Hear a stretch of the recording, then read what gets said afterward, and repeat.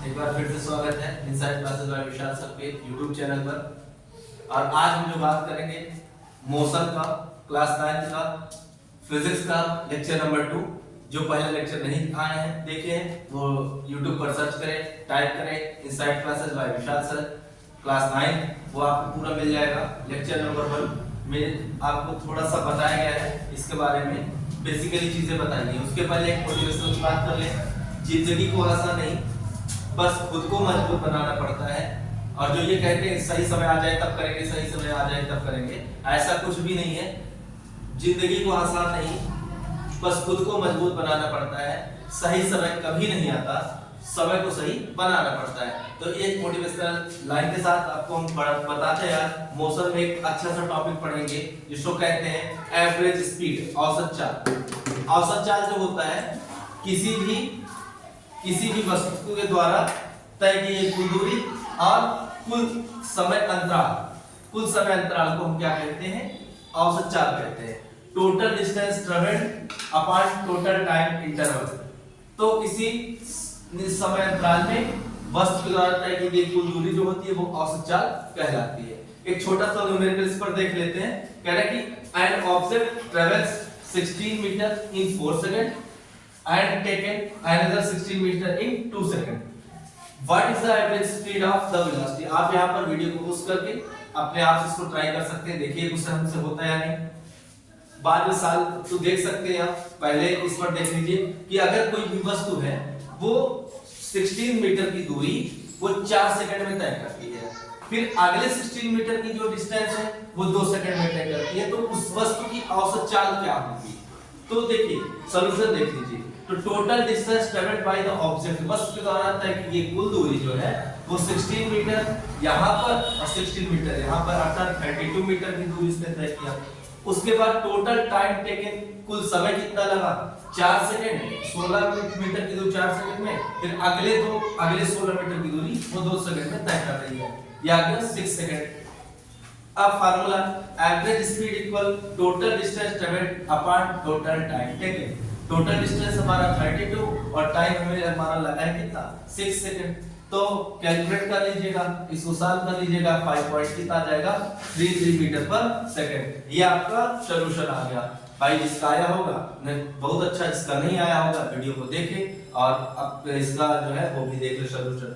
फिर बात करते हैं कि एवरेज वेलोसिटी क्या होती है, औसत वेग क्या होता है।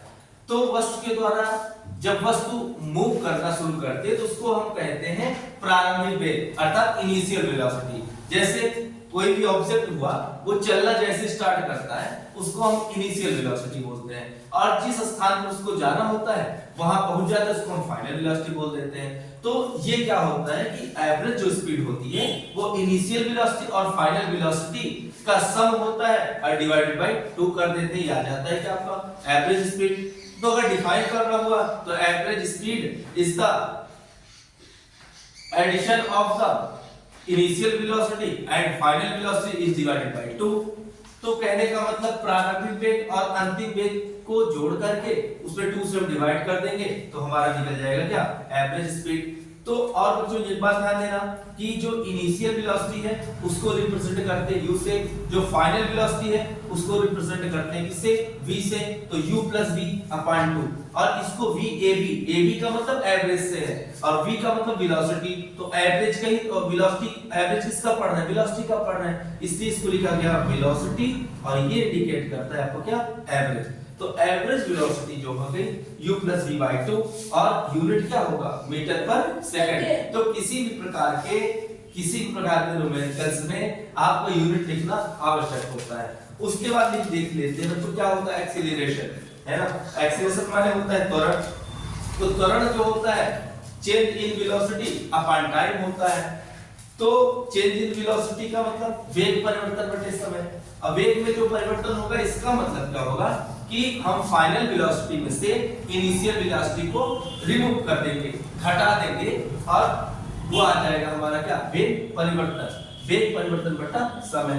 अब जरा एक और देख लीजिए, एक बात यहां पे देख लीजिए कि a इक्वल आया आपका v - u अपॉन t। तो क्रॉस मल्टीप्लाई जब करेंगे अपॉन में लिख सकते हैं, तो at इक्वल क्या आ जाएगा? v - u जब v माइनस यू आ जाएगा तो v इक्वल क्या आ जाएगा u प्लस at। ये फर्स्ट इक्वेशन भी आप देखेंगे, इसको हम आपको डिराइव करेंगे। First equation of the motion होता है ये, और ये दिया गया था न्यूटन साहब के द्वारा। न्यूटन साहब ने इस चीज को दिया था कि जो हमारा ये फाइनल वेलोसिटी होता है, जो अंतिम वेग होता है, वो अंतिम वेग इनिशियल वेलोसिटी के और मल्टीप्लिकेशन ऑफ एक्सीलरेशन और टाइम के सम के बराबर होता है। तो v बराबर u plus at।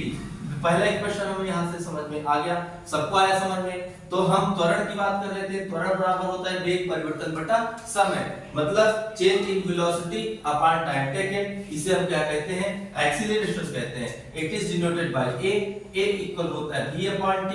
We know that the unit of velocity is meter per second upon time, then meter per second square, it is the unit of the acceleration।